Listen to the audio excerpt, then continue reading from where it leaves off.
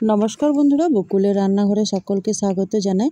আজকে তৈরি করব হোলি স্পেশাল মালপোয়া এবং বিহারিরা যেভাবে বানায় বিহারিদের স্টাইলে বানাবো আজকের এই মালপোয়া।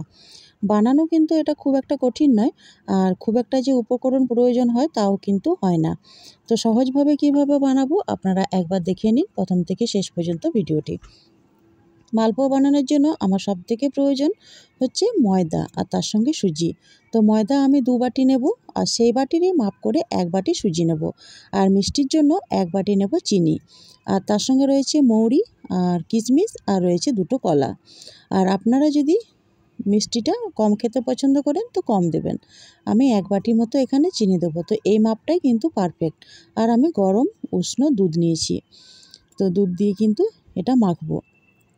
আর আমি উপর থেকে আরও ব্যাটারটা রেডি করার পর সবথেকে শেষে যখন বানাবো তখন কিন্তু শুকনো নারকেলের যে নারকেলটা পাওয়া যায় ছোট ছোট টুকরো, সে নারকেলটা দেবো।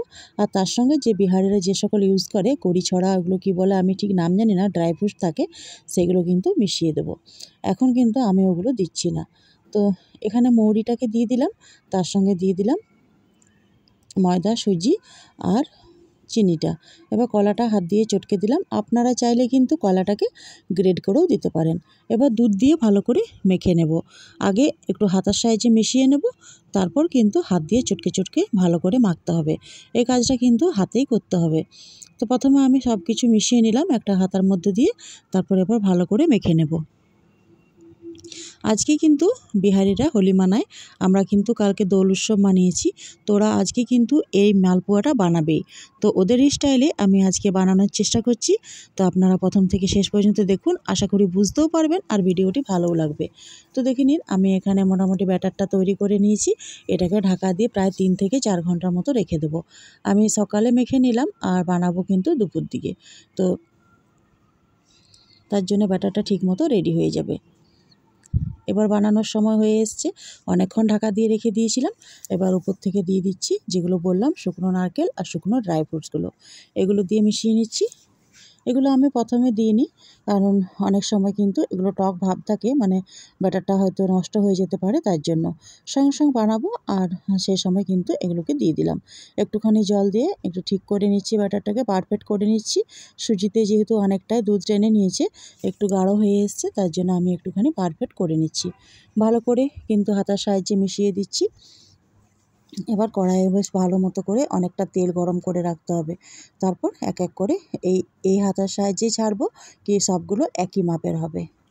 তো আমি ঠিক মতো করে ব্যাটারটা এখানে রেডি করে নিলাম। তেলও মোটামুটি আমি কড়াইয়ে বসিয়ে দিয়েছি গরম হতে, গ্যাসের মধ্যে গরমও হয়ে গেছে। এবার আমি এক এক করে ছেড়ে দেবো। এটাকে এখন কিন্তু উল্টানোর প্রয়োজন নেই, যখন দেখবেন নিজে নিজেই উপর দিকে ভেসে উঠেছে তখন কিন্তু একবার পাল্টি করে নিলে হয়ে যাবে। আর প্রথমে কিন্তু হাই ফ্লেমে ছাড়তে হবে, তারপর যখন রান্নাটা হবে তখন কিন্তু গ্যাসের ফ্লেমটাকে একটু কম করে দিতে হবে। তো আজকে হচ্ছে বিহারিদের হোলি, ওরা কিন্তু এগুলো বানিয়ে থাকে। আর ওরা সকাল থেকে এগুলো শুরু করে দেয়। আমাদের বাড়িতেও কিন্তু প্রচুর এগুলো আসে। অনেকেই আমাদের আশেপাশে বিহারি এলাকা বেশি, ওরা কিন্তু দিয়ে যায়। প্রথম ভাবতাম এরা কী সুন্দর সুস্বাদু করে বানিয়েছে। তারপর ওদের কাছ থেকে দেখে আমি কিন্তু খানিকটা শিখে নিয়েছি। ওরা আরেকটু বড় বড় সাইজের করে, আপনারা যদি চান তো আরেকটু বড় সাইজেরও করতে পারেন। আমি একটু মাঝারি সাইজেরই করছি। এক এক করে কিন্তু এগুলো সবগুলোই ভেজে নেব। তারপর নামিয়ে নেব। একটা কাগজের প্লেটে এটা মেখে দিলাম টেস্ট করার জন্য কেমন হয়েছে খেতে। তো দেখুন মোটামুটি সবগুলোই আমার বেশ গোল গোল হচ্ছে, ফুলকো ফুলকো হচ্ছে। আর ভেতরটাও কিন্তু কাঁচা থাকবে না যদি গ্যাসের ফ্লেমটাকে পরে করে একটুখানি কম করে দেয়। প্রথমে হাই ফ্লেমে ছাড়তে হবে, আর যখন ভাজবো তখন কিন্তু গ্যাসের ফ্লেমটাকে কম করে দিতে হবে। একইভাবে একই প্রসেসে আমি সবগুলোকে ভেজে নেব। আর প্রত্যেকটা কিন্তু একদম পারফেক্টভাবে ফুলে উঠবে। আর ব্যাটারটা যদি আপনারা এরকম পারফেক্ট করেন তো বানানোর কোনো কিন্তু ঝামেলা হবে না। দেখতে পাচ্ছেন আমি মোটামুটি অনেকগুলো বানিয়ে নিলাম, আর একটাও কিন্তু আমার উল্টোপাল্টা হয়নি, সবগুলো কিন্তু আমার পারফেক্ট হয়েছে। এভাবে চেষ্টা করবেন মালপোয়া বানানোর, যতটাই স্বাদ হবে আর ততটাই কিন্তু দেখতে সুন্দর হবে। আর পরিবারের কিন্তু সকলেই খেয়ে খুব খুশি হবে। তো মোটামুটি আমার মালপোয়া রেডি হয়ে গেছে। তো কেমন লাগলো রেসিপিটি অবশ্যই জানাবেন। আজকের রেসিপি আপাতত এই পর্যন্তই। আপনারা সকলে ভালো থাকুন, সুস্থ থাকুন, ভালোভাবে হোলি খেলুন। সকলকে জানাচ্ছি হোলির অনেক শুভেচ্ছা।